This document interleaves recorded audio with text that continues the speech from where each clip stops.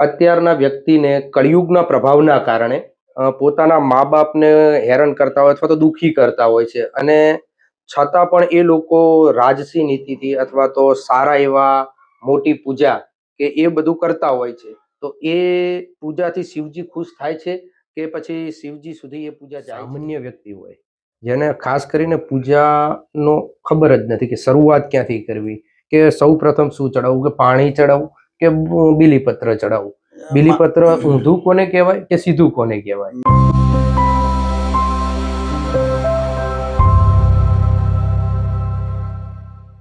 હર હર મહાદેવ મિત્રો. હવે શિવરાત્રી આવી રહી છે, ભોલેનાથના દિવસો છે, અને શિવરાત્રી વિશે હું તમને કંઈક માહિતી આપવા માટે એક અલગ વ્યક્તિની, ખાસ વ્યક્તિની મુલાકાત કરવા માટે આવ્યો છું. આપણે એમને ઘણું પૂછવું છે, એમની પાસેથી ઘણી માહિતી લેવી છે કે શિવરાત્રી એ શું છે, શિવરાત્રીની પૂજા કેવી રીતે કરવી, અને એના માટે શું શું કરવું અને શું શું ન કરવું. ઘણી બધી એમની સાથે વાતો કરવી છે. તો એમનું નામ છે ભાવેશભાઈ શાસ્ત્રી, જેઓ વલસાડથી આવ્યા છે. તો ભાવેશભાઈ, આપનો ખૂબ ખૂબ આભાર કે તમે મારા ત્યાં આવ્યા અને તમારો કિંમતી સમય અમને આપ્યો, એ બદલ તમારો ખૂબ ખૂબ આભાર. મારે તમારી સાથે ઘણી બધી વાત કરવી છે, ખાસ કરીને શિવરાત્રીની પૂજા વિશે, ભોલેનાથની પૂજા વિશે. તો આપણે સૌ પ્રથમ તો મારે એ વાત કરવી છે કે શિવ એ શું છે? ઓમકાર બિંદુ સંયુક્તમ નિત્યમ ધ્યાયંત યોગિના કામદા મોક્ષદમ ચૈવ ઓમકારાય નમો નમઃ. શિવ કલ્યાણકારી છે. શિવ નામ જ કલ્યાણકારી છે. શિવેન સહ મોદતે. ભગવાન શિવ, પિનાકપાણી, આશુતોષ, જે નામ આપીએ તે 1008 માંથી કોઈ પણ નામ આપી શકીએ આપણે. મહાશિવરાત્રીનો પર્વ જ્યારે નજીક આવતો હોય અને એમાં આ કુંભસ્થ વર્ષ, સંપૂર્ણ કુંભનું વર્ષ હોય અને એમાં મહાશિવરાત્રીનું છેલ્લું સ્નાન હોય, એટલે શિવજી, દેવોના દેવ મહાદેવ, એમને આપણે યાદ કરવા જોઈએ. આજે તમે સરસ વિષય મૂક્યો છે. શિવ એટલે શું? શિવ એટલે બધામાં જીવમાં રહેલો એક શિવ. કણે ક્ષણે શિવ છે. શિવેના સહમદદ. શિવજી છે એ પોતે કલ્યાણકારી છે, જેણે આ જગતનું ઝેર પીધું છે. દેવો અને દાનવોનું સમુદ્ર મંથન થયું ત્યારે ભગવાન પાસે જે વિષ લઈને ગયા અને ભગવાન વિષ પી ગયા, એનું ગળું નીલ થઈ ગયું, એટલા માટે નીલકંઠ મહાદેવ કહેવાના. એમ અનેક રીતે મહાદેવજીના નામ છે. પણ જ્યારે શિવનું નામ આવે એટલે કલ્યાણકારી શબ્દનો ઉપયોગ થાય. તમામ વસ્તુમાં શિવ કલ્યાણકારી છે, અને જીવને જોડતો એક શબ્દ છે શિવ. કોઈ પણ જીવ હોય એ શિવમય હોય. જડ ચેતન, એમાં પણ શિવ શબ્દનો ઉપયોગ થાય છે. શિવ એટલે કલ્યાણ, શિવ એટલે પાણી, અનેક શબ્દો થાય છે. પણ જ્યારે શિવરાત્રી આવતી હોય, શિવરાત્રીનું મહત્વ આવતું હોય કે શિવરાત્રી એટલે શું? કાલ રાત્રિ મોહરાત્રિશ્ચ દારુણમ. આપણા સનાતન સંસ્કૃતિમાં 4 રાત્રિનું મહત્વ છે. એમાંની આ એક મહાશિવરાત્રી એટલે મહારાત્રિ. અલગ અલગ દેવતાઓની પૂજા થતી હોય છે. એમાં મહાકાળીનું સ્વરૂપ હોય ત્યારે આપણે કાળી ચૌદસના દિવસે મહાકાળીની અથવા તો કાલ ભૈરવની ઉપાસના કરતા હોઈએ છીએ. પણ જ્યારે શિવરાત્રી આવે ત્યારે એકદમ શિવમય બની જતા હોઈએ છીએ અને શિવની જ ભક્તિ કરતા હોઈએ છીએ. કારણ કે શિવજી એકંદરે જોવા જઈએ તો 5મો અધ્યાય છે રુદ્રીનો, જે વેદ યજુર્વેદમાં લખેલો છે. એ 5મા અધ્યાયના જેટલા મંત્રો છે એ બધા રોગ નિવારણના મંત્રો છે. અમારા પંડિત સાતવલેકરજીએ આ મંત્રોને એના ભાવાર્થ કર્યા છે. એ ભાવાર્થ સાથે શિવજીના જે કહેવામાં આવે છે કે ક્ષય રોગ જેવા રોગો હોય તો પણ એ મંત્રોથી એને મટાડી શકાય છે. એટલે મંત્ર શક્તિ નો આધાર આપણે લઈએ. અત્યારે યંત્ર શક્તિ અને મંત્ર અને તંત્ર 3 ચાલે છે. એમાં એ મંત્ર શક્તિ જે છે એ હજી જાગૃત છે. ત્રંબકમ જજામહે સુગંધિમ પુષ્ટિવર્ધનમ ઉર્વારુકમ એવ બંધના મૃત્યુર્મુક્ષીય અમૃતાત. આ મંત્ર લગભગ પ્રાય હિન્દુ સંસ્કૃતિમાં બધા બોલતા હોય છે. એ સુગંધિત જે મંત્ર છે આપણો, એ મંત્ર દ્વારા શિવજીના 3 પ્રકોપ આપણને મળે છે. એનાથી તન મન ને ધન ત્રણે પ્રફુલ્લિત થઈએ છીએ. શાંતિ તો મળે જ છે ભગવાનના સાનિધ્યમાં જઈએ એટલે, પણ આ દેવ એવો છે, દેવાધિદેવ એવો છે કે ભોળામાં ભોળો છે. બીજા દેવને જો પૂજવા જાવ તો ઘણી બધી વસ્તુ મૂકે. ઠાકોરજીને પૂજવા જવું પડે તો કહેવાય ને કે 56 ભોગ ધરાવો, આવું બધું કરો, સોનાનું દાન મૂકો તો ઠાકોરજી રાજી થાય. પણ શિવજીને એવા દેવ નથી કે શિવજીને ખાલી એક પાણીનો લોટો ચડાવે એટલે શિવજી એમ કે મારો ભગત આવી ગયો. કારણ કે શિવજી જે છે એ પોતે તન્મય છે, હિમાલયની ગોદમાં પોતે સ્વયં તપસ્યાધારી છે. અને શિવરાત્રીમાં એવું કહેવાય છે કે પાર્વતીજી સાથે લગ્નનો વિવાહિત કર્યા એ પણ દિવસ માની શકે છે. કથાના અનુસાર વિવાહિત દિવસ માને છે. અને શિવજી ના ઘરેણા આ તે બધું આપણે જોઈ શકીએ છીએ કે શિવની ભક્તિ કરવી એ કઠિન પણ છે, પણ સહેલી પણ છે. અને આ કલિયુગમાં કલો કેશવ કીર્તનાથ, કીર્તન કરવાથી જલ્દી ફળ મળે છે ને જલ્દી પ્રગટ થાય છે, જલ્દી એનો પરચો પણ આપે છે. એટલે ભગવાન આપણે દેખાઈ જાય એવું આપણે નથી કહેતા કે તાત્કાલિક આપણે ભગવાન દેખાઈ જાય, પણ તમે તમારા સહૃદય ભાવથી 5 મિનિટ માટે પણ શિવ મંદિરે જઈ શિવરાત્રીએ તમે પૂજા કરો એટલે તમને એનું પુણ્ય ફળ મળે છે. શિવનો અર્થ તો બહુ થાય છે. મેં સામાન્ય અર્થ કીધો આપને. શિવ પુરાણમાં જો, કોઈ પણ પુરાણમાં જો, શિવજીનો અર્થ તો બહુ અલૌકિક છે.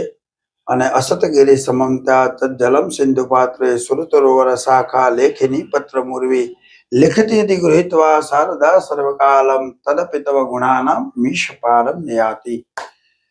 એવું કહેવાય છે કે સમુદ્ર કેરી સાય કરું, સરોવર કેરી પેન, આ જેટલા વૃક્ષો છે એની પેન બનાવીએ અને સમુદ્રની સાય બનાવીએ તો પણ પ્રભુનો ગુણ લખાતો નથી, પ્રભુનું નામ લખાતું નથી.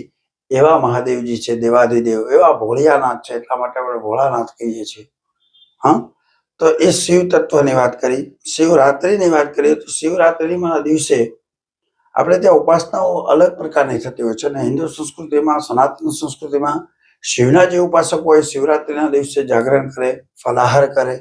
એવું નથી કે આપણે ભૂખ્યા રહેવું જોઈએ, પણ આહાર નિંદ્રા ભયમે તુ નંચ, એવું શાસ્ત્ર કહે છે કે તમે વધારે ખાઓ તો આળસ આવે તો રોગ થાય. એ રોગને દૂર કરવાનો દિવસ એટલે શિવરાત્રી. મેન ટોપિક ઉપર આવીએ તો રોગ નિવારણ માટે શિવરાત્રી બહુ ઉત્તમ છે. વિભિન્ન રાશિઓ હોય, એ રાશિઓ અમુક માનીએ કે ભાઈ ધન રાશિ છે તો પીળી દાળ લઈને ચડાવે, કન્યા રાશિ છે તો તલ ચડાવે. આવી રાશિઓને અનુરૂપ પણ શિવજી એને ફળ આપે છે. જ્યોતિષ શાસ્ત્રમાં ઘણું બધું આપ્યું છે. એ જ રીતે શિવરાત્રીના મહત્વની વાત કરીએ તો શિવજી જ્યારે પ્રગટ થયા, અને એક દંતકથા એવી પણ છે કે શિવજી જ્યારે બહાર આવે છે જમીનમાંથી, 6 મહિના જમીનમાં રહે છે, 6 મહિના બહાર આવે છે, એટલે કે પૃથ્વી ઉપર આવે છે. તો જમીન પાતાળમાં, જે પાતાળનું રાજ્ય હતું એમાં 6 મહિના કૃષ્ણ રહે, 6 મહિના ભગવાન શિવ રહે છે. એવી દંતકથા છે. એ દંતકથા આધારિત જોઈએ અને એના પુરાવા જોઈએ તો પણ થોડુંક સાચું લાગે છે. કયા પુરાવા? કે જો કે શિયાળો જાય એટલે શિયાળામાં આપણને શિવજી અંદર પાતાળમાં ગયા હોય અને પછી જે બોરનું પાણી આવે એ કેટલું ગરમ આવે એ જોવાનું. અને પછી જ્યારે શિવજી શિવરાત્રી પછી બહાર આવે છે એવું આપણે માનીએ છીએ કે શિવજી બહાર આવે છે, શિવજીને આપણે આવકારીએ છીએ. પછીનું પાણી, તમારી જમીનનું પાણી, તમારા બોરનું પાણી, તમારા કુવાનું પાણી એકદમ ઠંડુ થવા લાગે છે. હા, ઠંડુ થવા લાગે છે. અને શિવજીએ, આ તો એક જલની વાત, પ્રવાહિત વાત કે દંતકથાની. બાકી શિવજીને જટામાં જ્યારે ગંગાજી સલવાયા હતા અને શિવજીએ જ્યારે ધૂણીને આમ લટ કરી હતી ત્યારે ગંગાજીએ ફરતા હતા અંદર.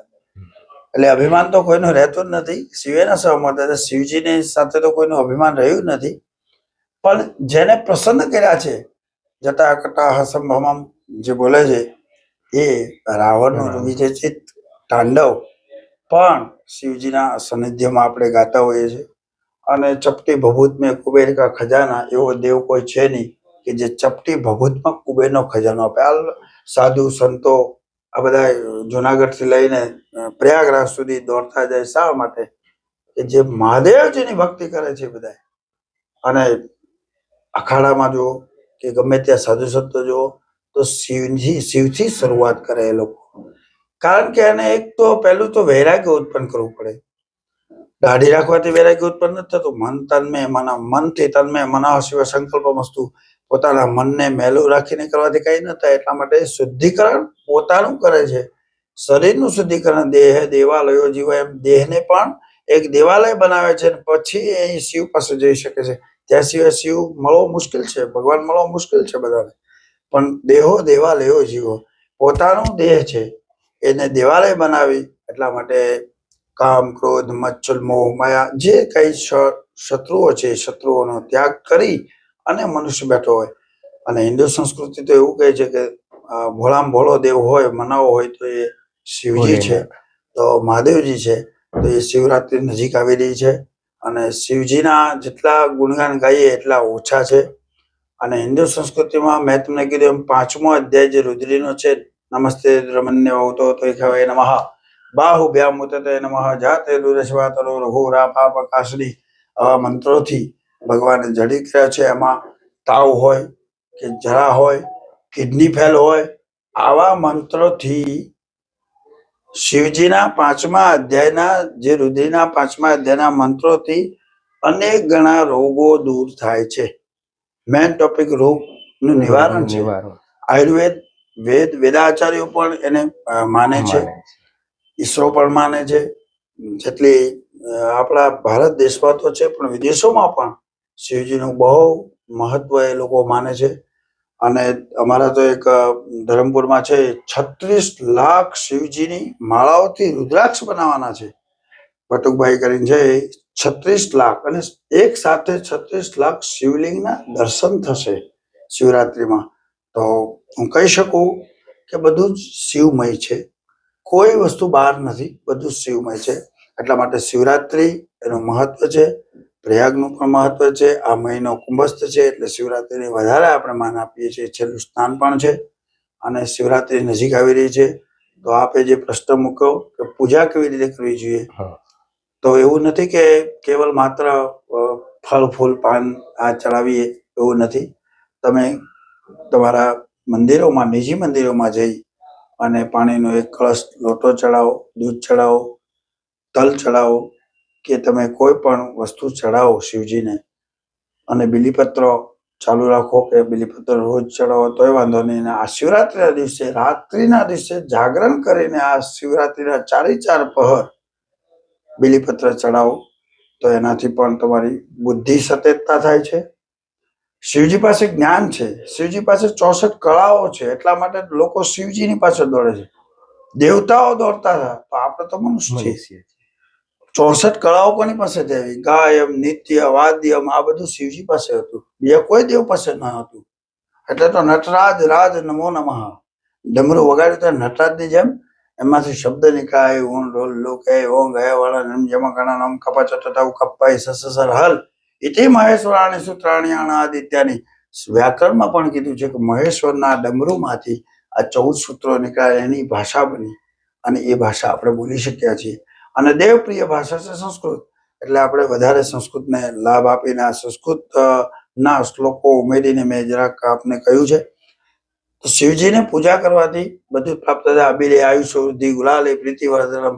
અબિલ ચડાવો, ગુલાલ ચડાવો, ભગવાનને ચડાવો. આમ નહીં, સામાન્ય વ્યક્તિ હોય જેને ખાસ કરીને પૂજાનો ખબર જ નથી કે શરૂઆત ક્યાંથી કરવી, કે સૌ પ્રથમ શું ચડાવવું, કે પાણી ચડાવવું કે બીલીપત્ર ચડાવવું. બીલીપત્ર ઊંધું કોને કહેવાય કે સીધું કોને કહેવાય? મહાદેવજીના સાનિધ્યમાં એવું કહેવાય છે કે પાણી જલનો કળશથી તમે અભિષેક કરો એટલે ભગવાન તો માને જ છે. અને બીલીપત્રને ધોઈ સાફ કરી અને ઉલટું ચડાવવામાં આવે છે.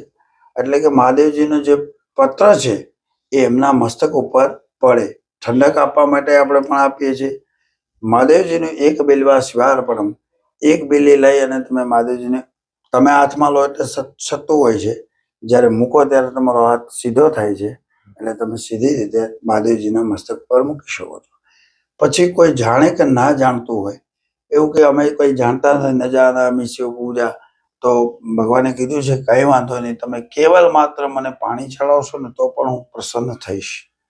દૂધ ચડાવો, પાણી ચડાવો, તલ ચડાવો, તમારા ઘરે જે કઈ વસ્તુ હોય મુઠ્ઠી ભરીને મને અનાજ પણ ચડાવશો તો પણ હું માની લઈશ. આ બધી વસ્તુ ચડાવવાનું પણ મહત્વ છે. એના કારણે બાળકો વધારે બાળકો જે છે એ પાણી ચડાવે તો એને બુદ્ધિ સતેજતા બને છે. મેં જેમ કહ્યું એમ શિવજી પાસે 64 કળાઓ છે, નૃત્ય છે. જેને આપણે મનની ઈચ્છા રાખતા હોઈએ છીએ કે મને મોક્ષ મળવો જોઈએ, તો ઘણા ઠાઠમાઠથી પૂજા કરતા હોય કે મારે બસ શિવમય થઈને શિવની જ પૂજા કરવી છે. તો રાજા મહારાજો જે પૂજા કરતા હોય, રાજોપચાર પૂજા એ કરી શકે. પૂજાના પણ પ્રકાર છે 4.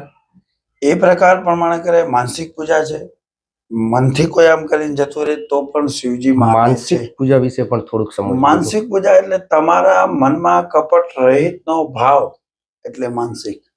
કોઈ પણ જાતનો કપટ ભાવ વગર તમે સહૃદયથી શિવજીના મંદિરે જઈને ખાલી પ્રણામ કરો અને તમારી વ્યથા કોતોય ભલે, ના કોતોય ભલે, પણ ભગવાનને ખબર છે કે આને કેટલું જોઈએ ને કેટલું દેવું. બાજુવાળાને કહીએ ફોન માંગ્યો, ફ્લેટ માંગ્યો, ફેટ માંગ્યો, કહીએ છીએ બાજુવાળાને પગે લાગી તો ના કહીએ આપણે. એ આપણને ના કહે કે મેં આ માગ્યું, પણ ભગવાનને તો ખબર જ છે, મૂર્તિને તો ખબર જ છે કે હજારો લોકો મારી પાસે માગીને ગયા છે, કરોડો લોકો માગીને ગયા છે. એનું તેજ એને ખબર પડી જાય છે કે આને શું જરૂર છે. તેને તેટલું એને તલભાર દેનાર નથી. ભગવાન દે એની યોગ્યતા પ્રમાણે શિવજી એને આપે જ છે. પણ જેને ખબર જ નથી એ પણ શિવજીને પ્રણામ કરી શકે, પાણી ચડાવી શકે. માનસોપચાર પૂજા એટલે કે મનથી કેવલ માત્ર પ્રણામ કરવા. જતા હોય ને બહુ ટાઈમ ન હોય, સમય ન હોય તો ઘણી વખત લોકો આમ કરીને પણ નીકળી જતા હોય, એ માનસોપચાર પૂજા છે. 3 ઉપચારથી કરો એ તીર્થોપચાર પૂજા છે. ફૂલ ફાલ પાન હોય, તમારી પાસે ફૂલ હોય, ફળ હોય, ચોખા હોય, એ 3 વસ્તુથી કરો તે તીર્થોપચાર છે. રાજોપચાર પૂજા જે રીતે મેં કીધું એમ રાજા મહારાજાઓની રીતે તમે બધી જ સામગ્રી લાવો, બધા જ રસ લાવો. આ દુનિયાના જેટલા રસ છે ને એટલા ઓછા પડે. હવે તો લોકો શેરડીના રસ હોય કે પછી મધ, ખાંડ, સાકર બધું અલગ અલગ પંચામૃતના અલગ અલગ કરે. ફળોના રસ છે, ધતુરાનો રસ છે, આ બધા રસો કરીને ભગવાન ઉપર ચડાવે અને ભાંગ ખાસ ચડાવે. આવું બધું શિવજી ઉપર કરતા હોય. અને શિવજીએ ઝેર પીધું એટલે લોકો એવું સમજે કે આપણે આ મદિરા ચડાવવા જોઈએ. નહીં, એમાં શિવજી નથી. કેવલ માત્ર શિવજીએ તો કલ્યાણકારી શબ્દ છે ને, શિવ છે કલ્યાણ કરવા હાટુ આવ્યા છે. તો કલ્યાણનો મતલબ આપણે ઊંધો સમજીને બીજું ના ચડાવાય. જે વસ્તુ થતી હોય એ જ વસ્તુ કરાય. સનાતન ધર્મના વૈદિક પગથિયા જે છે, નવધા ભક્તિના પગથિયા છે મંદિરના 9, તમે ચડીને આવો છો ત્યારે તમને ખબર પડે કે આ 9 પગથિયામાં કઈ કઈ ભક્તિ રહેલી છે. તો તમે એને સ્પર્શ પણ ના કરાય. શિવલિંગને જાજે ભાગે સ્પર્શ પણ ના કરાય. કારણ કે આપણે ગમે ત્યાંથી ગમે જગ્યાએથી આવતા હોઈએ તો આપણને દોષ ના લાગે એટલા માટે જેમ તેમ અડાય પણ નહીં. જેવી રીતના આપણે આપણા બાળકને સાચવીએ છીએ ને એવી રીતના ભગવાનને પણ સાચવવા પડે છે સમયે. ઘણા વખત તો લોટો ઉપર ચડાવતા હોય તો શિવજીને અડાડીને ચડાવતા હોય. થોડુંક ઊંચું રાખવાનું જેથી કરી અને ભગવાનની મૂર્તિ ખંડિત ના થાય, મૂર્તિને કઈ વાંધો ના આવે અને એ તમને સાંત્વના આપે છે. તો આ 3 પ્રકારની પૂજા છે. અને જે વસ્તુ આપણે ચડાવીએ છીએ એ વસ્તુના આપણને ફળ પ્રાપ્ત થાય છે. શિવની જ્યારે આપણે પૂજા કરીએ છીએ અને જ્યારે એમની પ્રદક્ષિણા કરીએ છીએ તો ખરેખર કઈ બાજુથી પહેલા પ્રદક્ષિણા કરવી જોઈએ? ભગવાન શિવની પ્રદક્ષિણા અડધી થાય, ગૌમુખ સુધીની પ્રદક્ષિણા હોય છે. શિવજી જમણા હાથથી તમે પ્રદક્ષિણા કરી શકો છો, પણ અડધી થાય. પછી પાછું રિટર્ન આવી અને તમે પાછા ડાબા હાથથી જઈ શકો છો. 2 આખી પ્રદક્ષિણા શિવની થાય નહીં. વચ્ચે ગૌમુખ મૂકેલું છે, માતાજીનું સ્વરૂપ વચ્ચે છે. એટલા માટે કુષ્કુંડિકા પ્રયોગ છે. અમારા જ્યોતિષીઓ હોય, અમારા વિદ્વાનો હોય, સમજતા હોય કે કુષ્કુંડિકા પ્રયોગના હિસાબે અમે અને ગૌમુખ આવે, ગૌમુખમાંથી જે ગંગાજી નીકળ્યા છે, પ્રસવ થયા છે, એના કારણે અને આપણે ચડાવેલું જે નિર્માલ્ય હોય એ નિર્માલ્ય જતું હોય એના કારણે આપણે આખી પ્રદક્ષિણા કરી શકતા નથી. અને શાસ્ત્ર એવું જ કહે છે કે ભાઈ અડધી પ્રદક્ષિણા શિવની થાય. અત્યારના વ્યક્તિને કળિયુગના પ્રભાવના કારણે પોતાના મા બાપને હેરાન કરતા હોય અથવા તો દુઃખી કરતા હોય છે, અને છતાં પણ એ લોકો રાજસી નીતિથી અથવા તો સારા એવા મોટી પૂજા કે એ બધું કરતા હોય છે. તો એ પૂજાથી શિવજી ખુશ થાય છે કે પછી શિવજી સુધી એ પૂજા જાય છે? આ મનુષ્ય દેહ છે અત્યારે, અને એમાં કલિયુગના પ્રભુત્વ ચાલી રહ્યું છે. મા બાપ એ પહેલા દેવ છે, માતૃદેવો ભવ, પિતૃદેવો ભવ. સનાતન સંસ્કૃતિમાં 4 દેવને ભૂલીને કોઈ દેવ છે નહીં. એની અંદર જ શિવ છે. એવું નથી કે શિવજી અલગ છે. મા અને બાપ પ્રજા ઉત્પન્ન થઈ અને સરસંહાર કરતા, બધું જ સાથે છે, એમનું પાલન કરતા. બ્રહ્મા વિષ્ણુ મહેશ, ત્રણેય વસ્તુ પિતામાં છે, ત્રણેય વસ્તુ માતામાં છે. આપણે મા ઈ મા બીજા વગડાના વા એવું બોલીએ છીએ અને એ જ માને દુઃખ આપીએ તો એ ખોટું કહેવાય. સંસાર, આ જે કલિયુગની પરિભાષા 10-20 વર્ષથી ચાલી આવી છે. આ હમણાંથી વૃદ્ધાશ્રમ ભારત દેશમાં ખુલ્યા છે, બાકી વૃદ્ધાશ્રમ ભારત દેશમાં ન હોવા જોઈએ. ગમે એટલું દુઃખ હોય તો મા બાપ પોતાના એનાથી વિખૂટા ના હોવા જોઈએ. અને એની અંદર રહેલો જે શિવ જ્યારે દુઃખી થાય તો તમે મંદિરે જઈને કઈ શિવજીને પાણી ચડાવો કે સોનાનો હાર ચડાવો કે ગમે તે વસ્તુ ચડાવો, એ તમારો અસફળ છે. કારણ કે ભગવાનને જ ખબર છે કે તું મને દુઃખી ન્યા કરે તો પછી અહીંયા મને સુખી કરવા શા માટે આવે છે. એટલે માતૃદેવો ભવ, પિતૃદેવો ભવ, આચાર્ય દેવો ભવ અને અતિથિ દેવો ભવ. આ હિન્દુ સંસ્કૃતિના મેન 4 પાયા છે. એ પાયા જો હરખા ના હોય તો ખાટલો નીચે જ પડે, એ તો બધાને ખબર છે. એટલે પછી ભલે ને મંદિરોમાં જાય, બધું જ કરે, એ અસફળ છે. એને ફળ મળતું નથી, નથી ને નથી. મજા આવી ગઈ તમારી સાથે વાત કરવાની, ચર્ચા કરવાની. થોડુંક તમારા વિશે પણ મારે જાણવું હતું કે તમે વલસાડમાં છો. હું ભાવેશ જોશી, હું જ્યોતિષાચાર્ય છું અને મેં સોલા ભાગવત વિદ્યાપીઠમાં અભ્યાસ કર્યો છે સંસ્કૃત સાથે 14 વર્ષ. એ પછી હું પંડિત સાતવલેકર સંસ્કૃત મહાવિદ્યાલય કિલ્લાપાડી એમાં નિયામક તરીકે ફરજ બજાવું છું અત્યારે. અમારે ત્યાં 150-125 છોકરાઓ છે, વિદ્યાર્થીઓ છે, ઋષિકુમારો જેને અમે કહીએ છીએ, એ ઋષિકુમારો છે. એ વેદોનો અભ્યાસ કરે છે અને સાથે સાથે તમામ શાસ્ત્રોનો અભ્યાસ કરે છે. પંડિત સાતવલેકરજી એક વેદોના તપોનિષ્ઠ બ્રાહ્મણ હતા, મરાઠી હતા. તેમણે ઓંધ સતારામાંથી અહીંયા કિલ્લાપાડી આવ્યા. ગાંધીજી પહેલાના આ પંડિતજી, અને એમણે વેદમાં પણ લખી દીધું કે જે માણસ વેદ થકી જે જીવે છે, વેદે કહ્યું છે એમ જે જીવન જીવે તો 101 વર્ષ ઉપર જીવે. અમારા પંડિતજી પણ, પંડિત સાતવલેકર પણ, શ્રીપાદ દામોદર સાતવલેકર એમનું નામ હતું, એ પણ વેદ આધારિત જીવ્યા તો એમને 101 વર્ષ એમનું જીવન થયું. અને એમણે પુરાવો કરી દીધો કે 101 વર્ષ વેદ આધારિત જીવી શકાય છે. વેદોમાં જે લખ્યું છે, એમણે વેદોના ભાષ્ય કર્યા છે. એ સંસ્થા છે કે જેમણે વેદોના ખૂબ ભાષ્યો કર્યા છે. ચાહે ગીતાના ભાષ્યો હોય, શ્રીમદ ભાગવત ગીતા એના ભાષ્યો છે 3 ભાગમાં. સ્વયં શિક્ષિકા ભાગ 1 થી 18, જે કોઈ પણ સંસ્કૃત શીખવા માંગતું હોય એ શીખી શકે છે. એના વોલ્યુમ, એના જે પાઠ 18 છે, એમાં ખાવું, પીવું, હસવું, બોલવું, આ બધા સંસ્કૃત ભાષા બોલતા શીખવાડે છે. એતા સંસ્કૃત ભાષા સરળ ભાષા વર્તતે. એ ભાષા છે એ સરળ છે અને રસપ્રદ છે. અને એનાથી બોલવાથી, બોલવાથી, સંસ્કૃત બોલવાથી, હવે તો વૈજ્ઞાનિક પણ પુરાવો કરે છે કે સંસ્કૃત બોલવાથી રોગો દૂર થાય છે, માનસિકતા દૂર થાય છે, બુદ્ધિ ખીલે છે, તમારા અભિયંગો ખીલે છે અને તમે યોગ સાધના સાથે જોઈન્ટ થઈ શકો છો. એમ કૃષિમાં વિજ્ઞાન છે, કૃષિમાં વેદ છે. ગૌજ્ઞાન કોષ નામનું એક પુસ્તક છે પંડિતજીનું, એમાં ગાય આધારિત ખેતી એ પણ આપેલી છે. એટલે ઘણું બધું એવું આપણા હિન્દુ સંસ્કૃતિના શાસ્ત્રોમાં લખેલું છે. એ પંડિતજીએ એમણે પુરાવો કર્યો. એ સંસ્થા છે સ્વાધ્યાય મંડળ, શ્રીપાદ દામોદર સાતવલેકર સંસ્કૃત મહાવિદ્યાલય. એમાં હું નિયામક છું અને અમારા અધ્યાપકો પણ છે અને ત્યાં ભણાવે છે. પણ શિવજી જેવો, જે આ શિવરાત્રિ પર્વ જેવો મહાપર્વ આવી રહ્યો છે અને આપે આવીને અમારી જે ઉજાગર કર્યા, એ તમામ લોકોને આ ફાયદો મળે. સંસ્કૃત બોલો, ભણો, ભણાવો. તમામ લોકોને સંસ્કૃત શીખવા મળે, આ વેદ શીખવા મળે અને આપણે પુનઃ પાછા વેદ તરફ જઈએ, પ્રાચ્ય સંસ્કૃતિને છોડીએ, આપણી સંસ્કૃતિને પકડીએ. એના માટેનો આ મોટો અમારો પ્રયાસ છે.